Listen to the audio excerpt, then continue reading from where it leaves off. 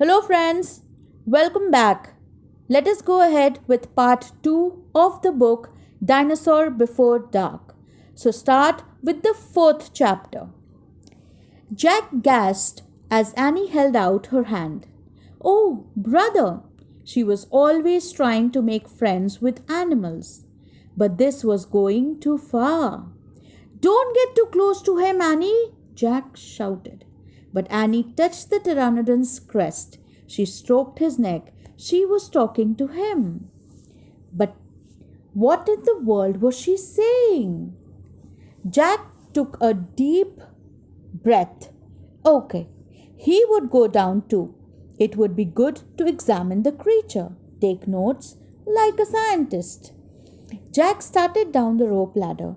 When he got to the ground, Jack was only a few feet away from the creature. The creature stared at Jack. His eyes were bright and alert. He's soft, Jack, said Annie. He feels like Henry. Jack snorted. He's no dog, Annie. Feel him. Feel him, Jack, said Annie. Jack, don't move. Don't think, Jack. Just do it. Jack stepped forward. He put out his arm very cautiously. He brushed his hand down the creature's neck. Interesting. A thin layer of fuzz covered the pteranodon's skin. Soft, huh? Said Annie.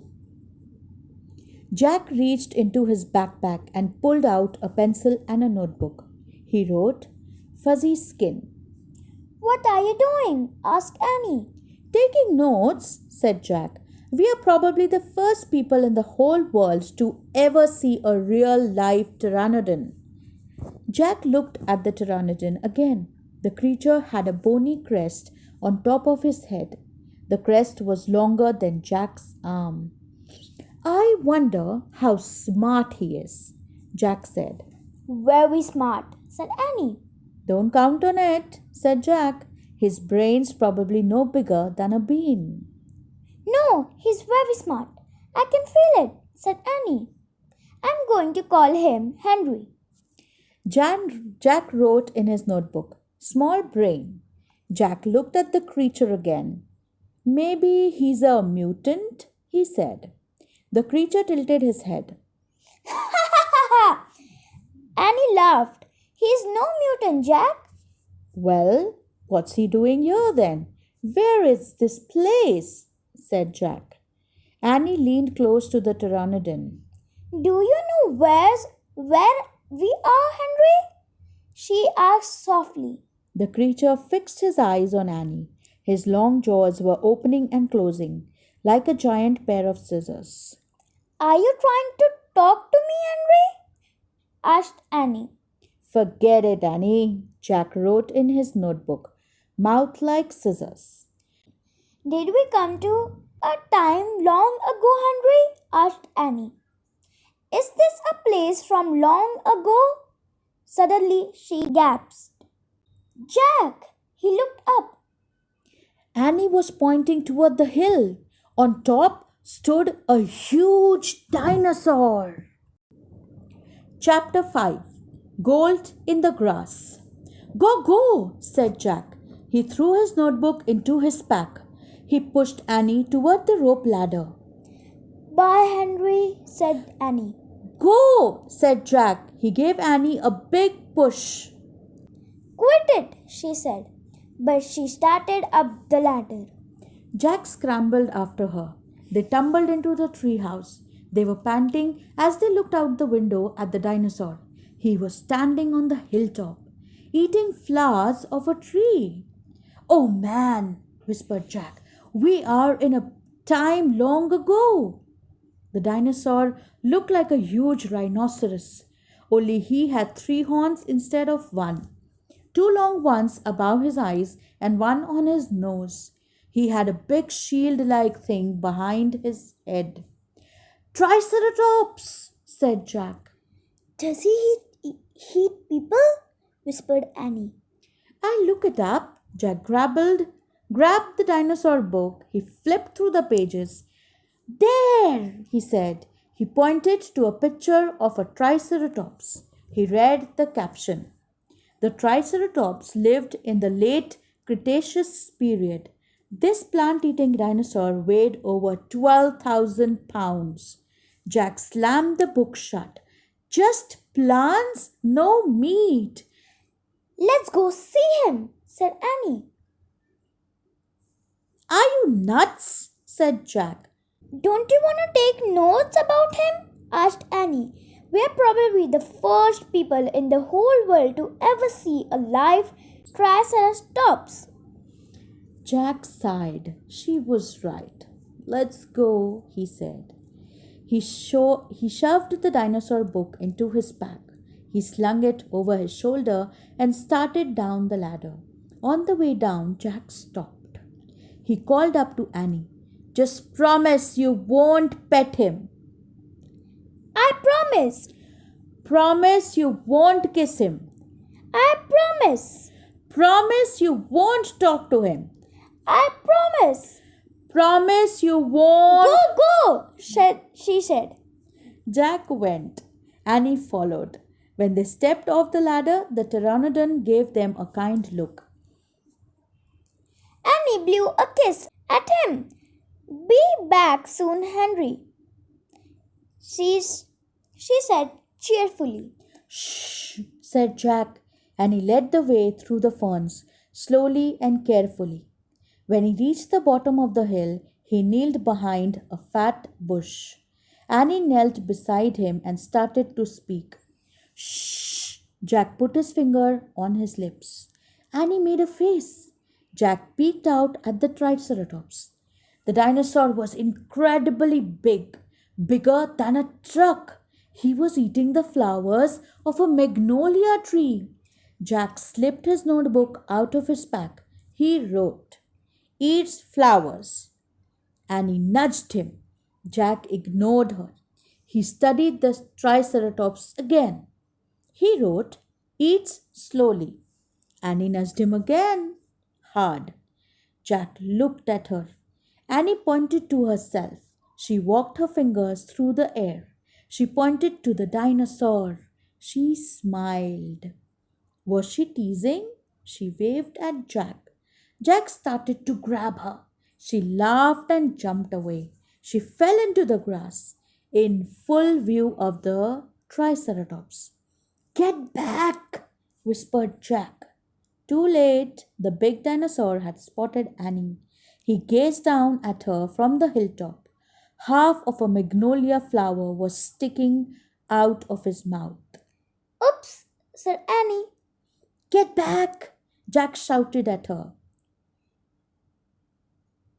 He looks nice, Jack. Nice? Watch out for his horns, Annie. No, he's nice, Jack. Nice? But the Triceratops just gazed calmly down at Annie. Then he turned and loped away, down the side of the hill. Bye, said Annie. She turned back to Jack. See? Jack grunted. But he wrote M in his notebook. Nice. Come on, let's look around some more. Come on, let's look around some more, said Annie. As Jack started after Annie, he saw something glittering in the tall grass. He reached out and picked it up. A medallion? A gold medallion. A letter was engraved on the medallion, a fancy M. Oh man, someone came here before us, Jack said softly. Chapter 6 Dinosaur Valley. Annie, look at this, Jack called. Look what I have found. Annie had gone up to the hilltop. She was busy picking a flower from the magnolia tree. Annie, look, a medallion! But Annie wasn't paying attention to Jack. She was staring at something on the other side of the hill. Wow, she said. Annie! Clutching her magnolia flower, she took off down the hill. Annie, come back! Jack shouted, but Annie had disappeared. I'm going to kill her, Jack muttered. He stuffed the gold medallion into his jeans pocket. Then he heard Annie shriek. Annie! Jack heard another sound as well, a deep bellowing sound, like a tuba. Jack, come here! Annie called. Annie! Jack grabbed his backpack and raced up the hill. When he got to the top, he gasped. The valley below was filled with nests, big nests made out of mud, and the nests were filled with tiny dinosaurs. Annie was crouching next to one of the nests, and standing over her was a gigantic duck-billed dinosaur. Don't panic, don't move, said Jack. He stepped slowly down the hill toward Annie. A huge dinosaur was towering above Annie, waving her arms, making her tuba sound. Jack stopped. He didn't want to get too close. He knelt on the ground. Okay, move toward me. Slowly, he said. Annie started to stand up. Don't stand, crawl, said Jack. Clutching her flower, Annie crawled toward Jack. The duck-billed dinosaur followed her, still bellowing. Annie froze. Keep going, Jack said softly. Annie started crawling again. Jack inched farther down the hill until he was just an arm's distance from Annie. He reached out and grabbed her hand. He pulled Annie toward him. Stay down, he said. He crouched next to her. Bow your head. Pretend to chew. Chew? Yes, I read that's what you do if a mean dog comes to you. She's not. No, she's no dog, Jack, said Annie. Just chew, said Jack. Jack and Annie both bowed and pretended to chew. Soon the dinosaur grew quiet. Jack raised his head. I don't think she's mad anymore, he said. Thanks, Jack, for saving me, said Annie. You have to use your brain, said Jack.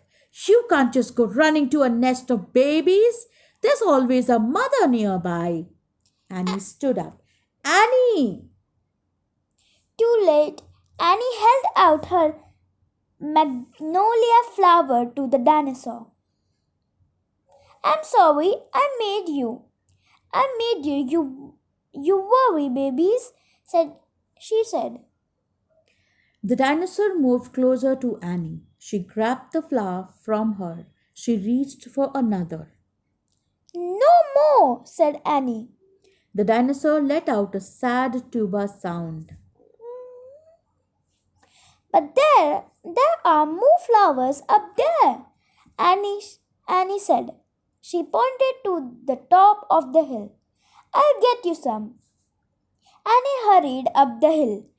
The dinosaur waddled after her. Jack quickly examined the babies.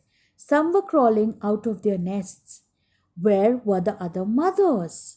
Jack took out the dinosaur book. He flipped through the pages. He found a picture of some duck-billed dinosaurs. He read the caption.